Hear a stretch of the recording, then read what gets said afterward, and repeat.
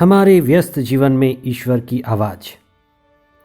हम आज़ादी और आनंदपूर्ण जीवन जीना चाहते हैं और यह हमारा असली स्वभाव भी है।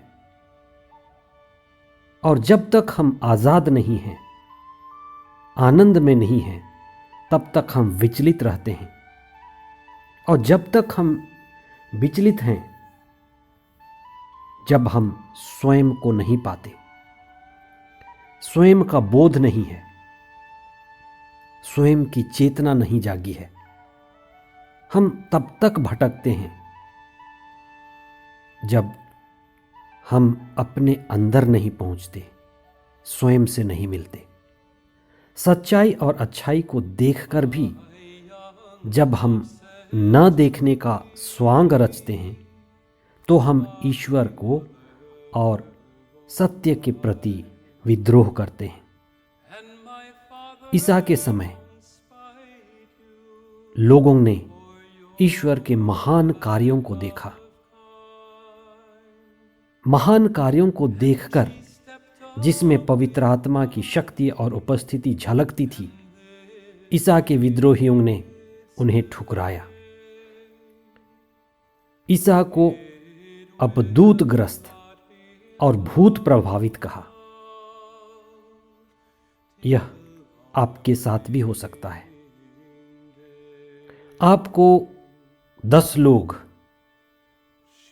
अपनी अंगुली उठाकर या अंगुली दिखाकर कह सकते हैं, यह व्यक्ति बुरा है, इसका स्वभाव बुरा है, यह बेकार है।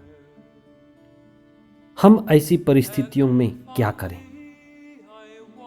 हम कैसे सत्य के साथी बने और अच्छाई और सच्चाई के साथ खड़े हों?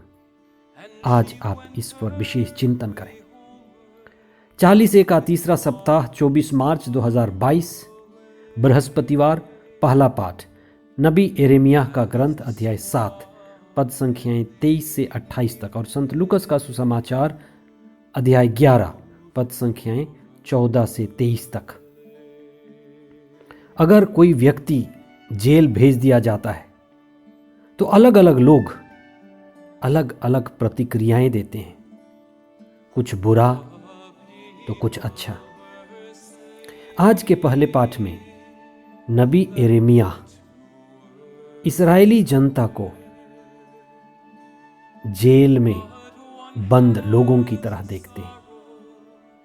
इस्राएली जनता जो ईश्वर की अपनी प्रजा मानी जाती थी, अपनी विद्रोही स्वभाव के कारण नबूकदनेस्सर के द्वारा बाबुल निर्वासित कर ली गई थी और वहां वे तरह तरह की यातनाएं झेल रहे थे।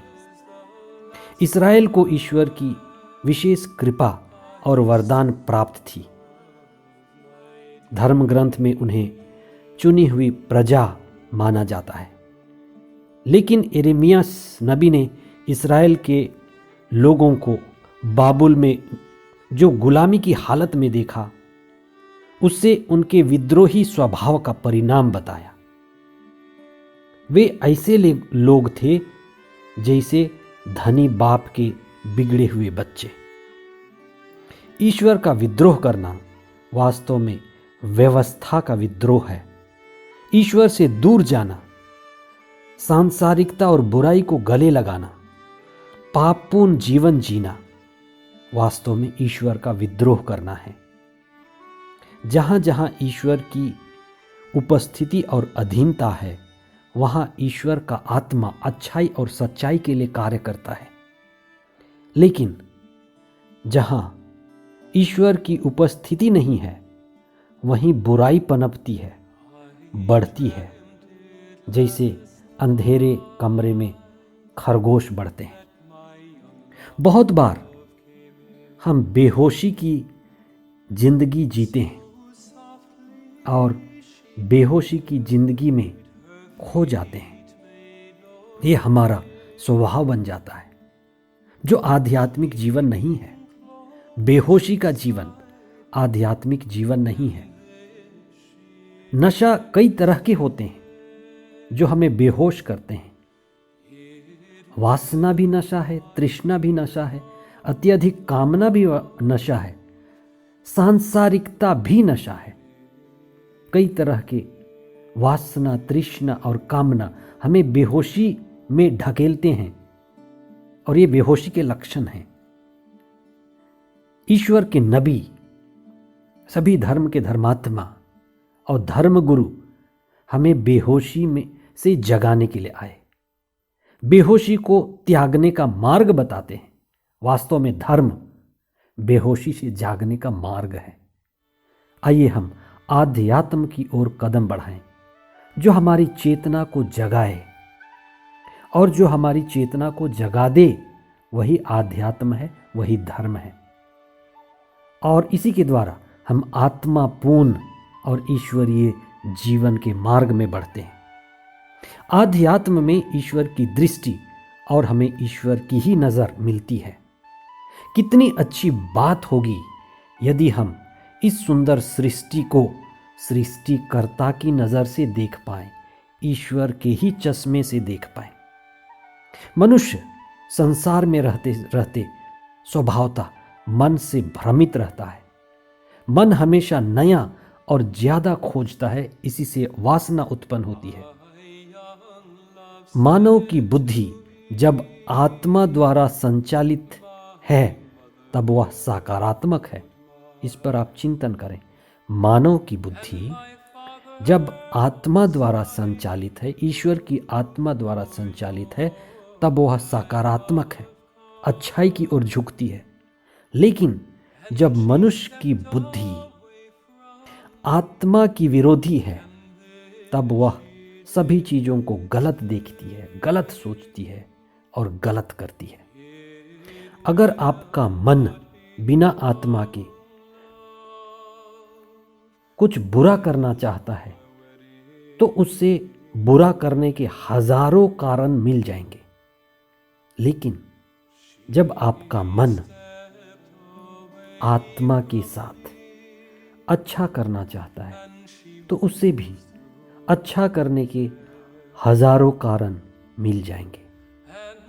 ईसा के समय फरीसी और शास्त्री ऐसे लोग थे जो बुराई ढूंढते थे, बुराई खोजते थे, बुराई ही देखते थे और सारे अच्छाई को, अच्छे कामों को दफनाते थे, नहीं देखते थे। और यही उनकी कमी थी। उन्होंने लंगड़ों को चलते हुए देखा, ईसा के द्वारा अंधों को दृष्टि मिलते हुए देखा, भूखों को खिलाए जाते हुए देखा, लेकिन उसमें ईश्वर की आत्मा और पवित्र आत्मा को नहीं देखा। उल्टे उन्होंने ईसा को कहा कि ये अपदूतों का नायक है, अपदूतों का सरदार है। पवित्र आत्मा के कार्यों को ठुकरा दिया और सत्य के विरुद्ध अपने को मोड़ लिया। ऐसी परिस्थिति में हम हो सकते हैं। हमारा दिल कठोर और सत्य का विरोधी बन सकता है। आइए हम प्रार्थना करें। हे प्रभु, हमें सच्ची आध्यात्मिकता प्रदान कर। हम इस संसार में जीते हुए कई लोगों से मिलते हैं जो सत्य के विरोधी हैं, सच्चाई और अच्छाई को नकारते हैं। हमें पवित्र आत्मा प्रदान कर, हमें सद्बुद्धि और विवेक प्रदान कर। आपकी सद्बुद्धि हमारे मन, हृदय में कार्य करे कि हम मजबूती के साथ आध्यात्म के मार्ग में बढ़ें, सच्चाई के साथ खड़े हो सकें, अच्छाई और सच्चाई को चुन करके जीवन में आगे बढ़ें। सत्य हमारे जीवन में बल और ताकत बने। हम यह प्रार्थना करते हैं हमारे प्रभु ख्रिस्त के द्वारा। आमीन।